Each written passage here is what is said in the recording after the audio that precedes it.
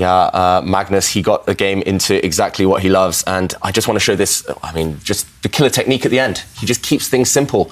In this position, we were advocating White pushing his pawn forward, and this is very strong as well. But Magnus, sensing that all he needs to do is keep his task simple. He's done the hard work. He's won a pawn. He just traded off the bishop for Black's knight. The only potential complicating factor would have been that knight getting active, so get rid of that knight.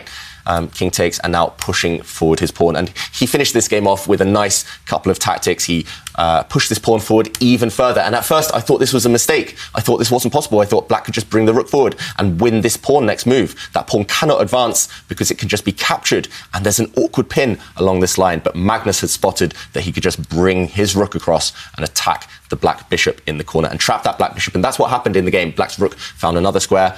White's rook came across, and this final blow, I just want to put this on the board because it's beautiful. The Black king cannot step closer to the bishop to protect it. White's knight covers all the squares. Black's bishop is actually trapped. Every square it goes to, there are consequences. If it marches forward, White's rook will just come up, eliminate the Black rook, and White's pawn will become a queen. This will become the winner. It will become a lady. But instead, in this position, if Black's bishop takes, then just rook across. You pin, and you win. Black's bishop cannot move.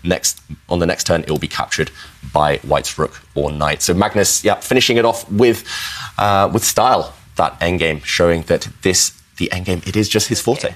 Yeah, it does look like it got very sharp. And actually, I just want to highlight, look at the pawns here. Black was the one actually who started with the dangerous pawns. Black was the one pushing everything forward. Black's actually a piece down in this position. So Ding had sacrificed a piece earlier on, but actually the best for Adhiban here would have been to give back the piece. He could have just brought his bishop to defend his knight, and as a cost of the knight, he does get rid of Black's most dangerous pawn.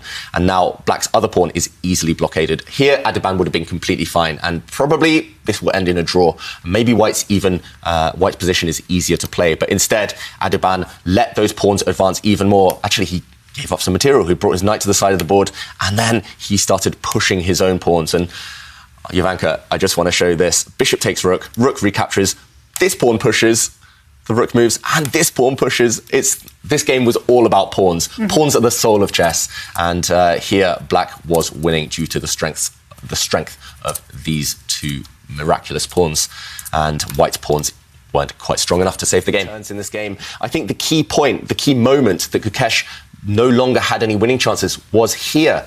He should, for example, bring his rook across. I did show this earlier. Bring the rook across maybe and aim to just block off this line. Or if you want to stop your opponent's queen invading, as we saw in the game, you could just retreat your queen, stop your opponent's queen using this key square that Jovanka highlighted. Instead, Gukesh pushed his pawn, allowing Black's queen to infiltrate into this fantastic square, and there was no longer any way to stop this idea. Black giving up a knight, as we saw, and all these checks happening on the board. White's rook coming across, the Black knight sacrificing itself, and check, and another check. And this game, it ended in this draw. Maybe a fair result, both players coming up with this really creative ideas. But Gukesh, he will look back and he will think it was a small missed opportunity for the youngster. It was a basic strategic mistake, and he never makes those in his games. So it was this position. Hu Yifan is trying the right thing. She's trying to create some confusion, distraction, some counterplay. She's just pushed her pawn this side of the board, asking a big question of Giri, of asking him, what are you going to do with your pawns? And